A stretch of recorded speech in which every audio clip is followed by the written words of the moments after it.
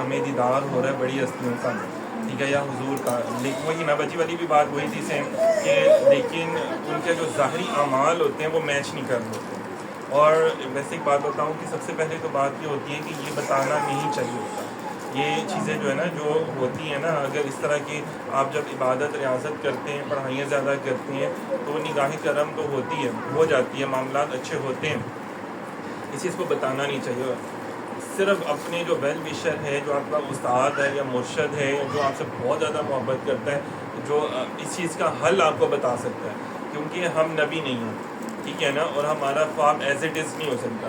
اگر حضور علیہ السلام یا بڑی ہستیاں ہمیں خواب میں آئی ہیں تو کس صورت میں آئی ہیں، کس مقام میں آئی ہیں، کس انداز میں انہوں نے ہمیں اپنا دیدار کروایا، تو اس کا الگ الگ مطلب ہوتا ہے. اگر حضور کے بال مبارک کا دیدار ہوا ہے اس کا الگ مطلب ہوگا، حضور کے ہاتھ مبارک کا دیدار ہوا ہے اس کا الگ مطلب ہوگا. اس کے کیا سے کہتے ہیں، اس کے بارے میں رہنمائی ہوگی باقاعدہ. یہ رہنمائی ہوتی ہے نا اصل میں.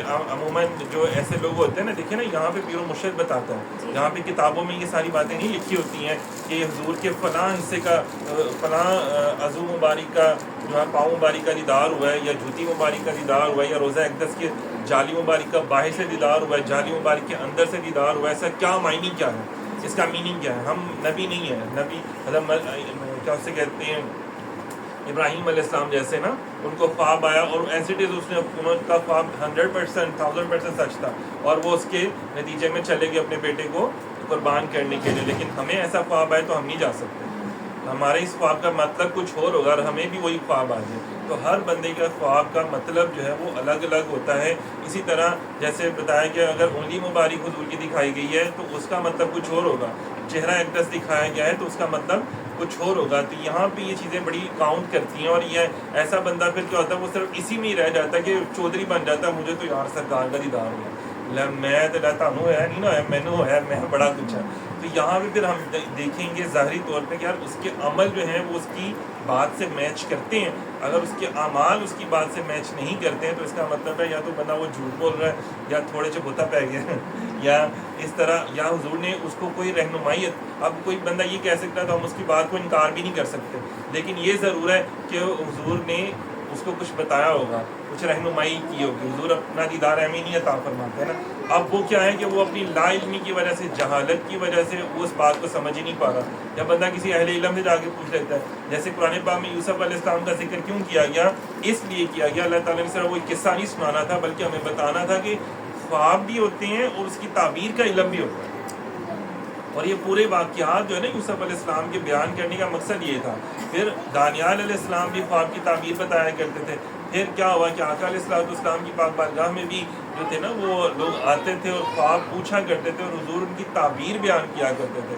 اسی طرح ایک منٹ پہ ایسے ہوا کہ میرے والد صاحب بابا جی ہیں، ان کے پاس جب کوئی بندہ آیا، اس سے خواب سنایا نا، لمبا چوڑا سا خواب تھا، تو کافی خواب سنا دیا انہوں نے لمبا چوڑا. تو اینڈ پہ بابا جی سے اسے تعبیر پوچھی. بابا جی نے کہا یار صدقہ دے دینا، ٹھیک ہو جائے گا. اب میں نیا طالب علم تھا نا، نیا طالب علم ہوتا ہے نا، اس کو بولتے ہی اس کو کچھ ہوتا ہے اپنے علم کی نا، اس کو زیادہ کتابیں پڑھ لیتا ہے نا، تو پھر اس کو ذرا وہ ہوتا ہے کہ میں اپنے علم جھاڑوں ذرا. تو اس لیے کہتے ہیں بزرگوں کے سامنے اپنا علم نہیں جھاڑنا چاہیے نا. تو اب کیا ہوا کہ ہم نے نئی کتابیں ساری پڑھنی شروع کی تھی اور تعبیر کی بھی. تو میں نے کہا بابا جی اس کا یہ مطلب تو نہیں بنتا. تو انہوں نے کہا اچھا آپ بتاؤ پھر کیا مطلب بنتا ہے. تو میں نے کہا اچھا اس سے یہ چیز دیکھی، یہ چیز دیکھی، یہ چیز، اس کا یہ مطلب ہے، اس کا یہ مطلب ہے، اس کا یہ مطلب ہے. تو میں اب ان سب کو جمع کرو، ان کا یہ مطلب ہے، ان کا یہ مطلب ہے، ان سب کو جمع کرو اور اس کا حل کیا ہے؟ صدقہ.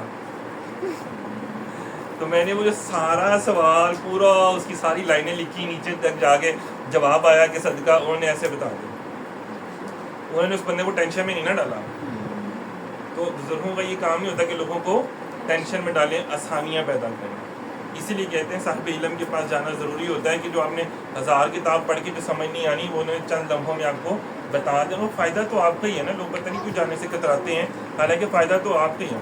اب ہمیں بھی اتنا کچھ ملا. اب جیسے میں نے ایک چھوٹی سی بات بیان کی کہ بابا جی نے سمپل کہا صدقہ دیں.